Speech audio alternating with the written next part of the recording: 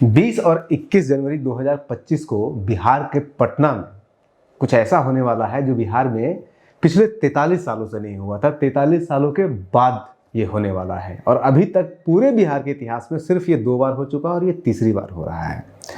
इस प्रोग्राम की तैयारी के लिए आप मानेंगे नहीं, पर इसके लिए 227 कमरे, जो पटना के सबसे ज़्यादा आलीशान होटल 4 हैं, उन सभी के 227 कमरों को बुक कर लिया गया है और एडवांस के रूप में होल्डिंग पे 261 कमरों को रख दिया गया है। 144 कारें, जो लोग आएंगे उसके लिए 144 कारें रिजर्व कर दिया गया है और 286 अन्य गाड़ियां जो है उसको होल्ड पे रखा गया है। इस पूरे इवेंट में पूरे हिंदुस्तान के सिर्फ 2 राज्य, गोवा को छोड़ दीजिए और दिल्ली को छोड़ दीजिए, दिल्ली में चुनाव हो रहा है और गोवा को छोड़ दीजिए, इन 2 राज्यों के अलावा बाकी सभी राज्य से लोग आएंगे। वहाँ के सारे नेता लोग आएंगे, बड़े बड़े नेता आएंगे, स्पीकर जैसे हो गए या फिर लोकसभा के स्पीकर हो गए, ये लोग आएंगे, प्रधानमंत्री इसको एड्रेस करेंगे और ये इवेंट बहुत इम्पोर्टेंट है बिहार के लिए। तीसरा बार इतिहास में हो रहा है बिहार के अंदर ये इवेंट। अभी तक ये इवेंट 1982 में आखिरी बार हुआ था और उसके पहले 1964 में बिहार के अंदर हुआ था। 1982 के बाद आज तक नहीं हुआ है। ये 1921 से लगातार चल रहा है, 1921 से लेकर के आज 2025 तक चल रहा है। बीच बीच में कहीं कहीं पे गैप आया है, कब गैप आया, क्यों गैप आया है, वो भी हम आपको बताएंगे। अभी तक ये सबसे ज़्यादा दिल्ली में ये इवेंट 14 बार हुआ है। दिल्ली में इसलिए 14 बार हुआ क्योंकि, और दूसरे नंबर पर हिमाचल है 6 बार। दिल्ली और हिमाचल में इसलिए ज़्यादा है क्योंकि शुरुआती दौर में 1921 से लेकर के 1951 तक जितने भी हुए या तो दिल्ली में हुए या फिर हिमाचल प्रदेश में हुए, तो इसीलिए उस समय आपको ज़्यादा दिखेगा। बाद में हिमाचल में नहीं हुआ है।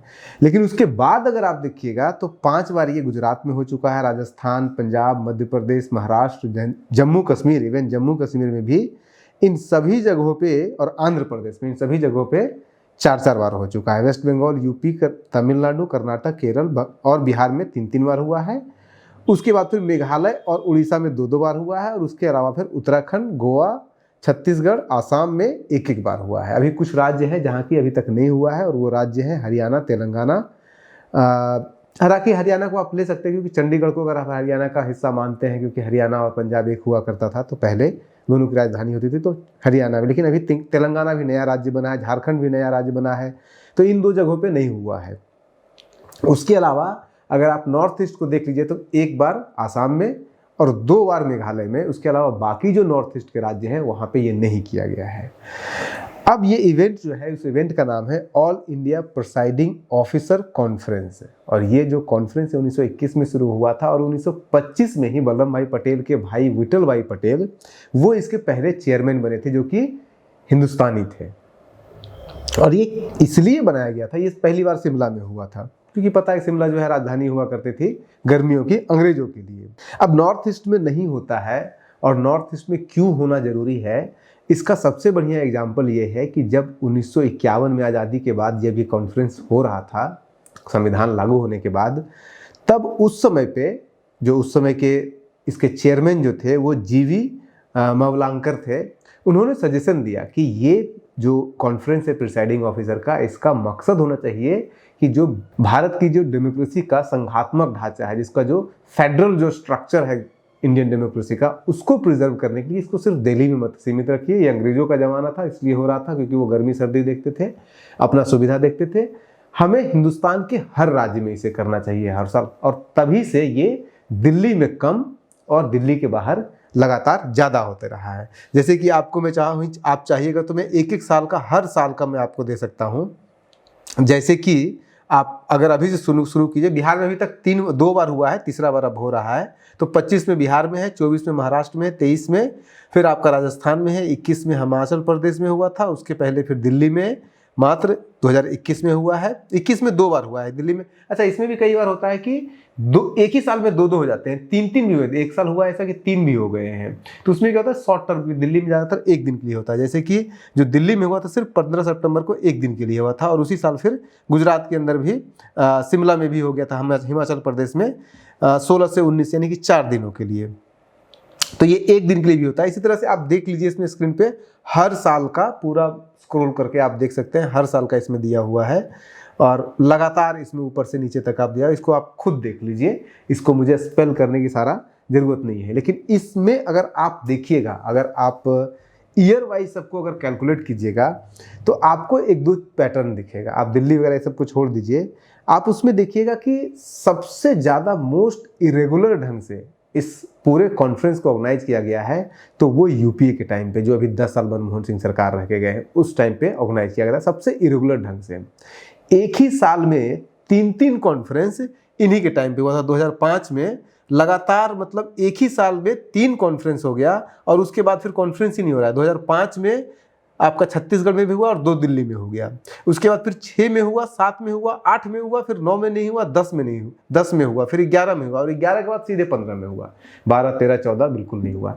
हालांकि यूपीए के टाइम पे भी 10 सालों में 9 ही बार हुआ है और बीजेपी के टाइम में भी 10 सालों में 8 ही बार हुआ है, ये 9वां बार अभी हो रहा है। लेकिन रेगुलरिटी वहां पे, यहाँ पे ज्यादा आपको दिखेगा, वहां पे कम था। इसके अलावा आपको ये भी दिखेगा इसमें पैटर्न कि इससे फर्क नहीं पड़ता था हिंदुस्तान को कि यहाँ पे युद्ध हो रहा है या नहीं हो रहा है या क्या हो रहा है। 1971 का युद्ध हो रहा था तब भी ये कॉन्फ्रेंस हुआ है, 1965 का युद्ध हो रहा था तब भी ये कॉन्फ्रेंस हुआ है। वो बात है 1962 के युद्ध के दौरान नहीं हुआ है। और सिर्फ युद्ध कारण नहीं होता है, और भी बहुत सारे कारण होते हैं नहीं हो पाने के। बेसिकली इसको बहुत ज़्यादा इंपॉर्टेंस दिया नहीं जाता है, जो कि दिया जाना चाहिए।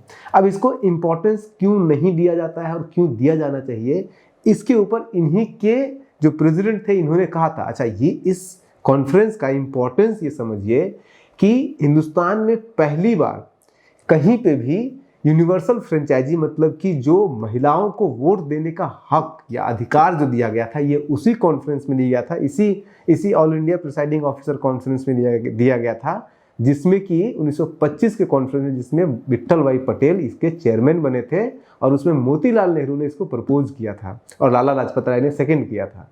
तो 1925 में ही ये प्रपोजल दिया गया था और इसी कॉन्फ्रेंस से दिया गया है।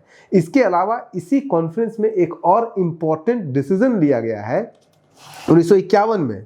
1951 में ये इंपॉर्टेंट डिसीजन इसमें लिया गया, या फिर कहीं सजेशन दिया गया कि जो भी इसके पद पे होंगे, जो भी चेयरमैन के पद पे होंगे इस कॉन्फ्रेंस के, उनको नॉन पॉलिटिकल होना चाहिए। यहाँ भी पे ये भी सजेशन दिया गया था कि जो स्पीकर का पोस्ट है, लोकसभा या राज्यसभा का हो या फिर विधानसभा विधान परिषद के स्पीकर्स हो, इनके पोस्ट जो होने चाहिए वो नॉन पॉलिटिकल होने चाहिए। यानी कि स्पीकर बनने के बाद उनको किसी पार्टी से कोई मतलब नहीं होना चाहिए, किसी एक पार्टी का नहीं होना चाहिए। और यहाँ तक सजेशन दे दिया गया था कि जो लोकसभा का चुनाव होगा, स्पीकर का जो भी सीट रहेगा, वहां पे चुनाव उनका अनअपोज होना चाहिए, कोई भी पार्टी कैंडिडेट उनका उतारे ही नहीं, ताकि दोनों तरफ से गिव एंड टेक वाला सिस्टम रहे।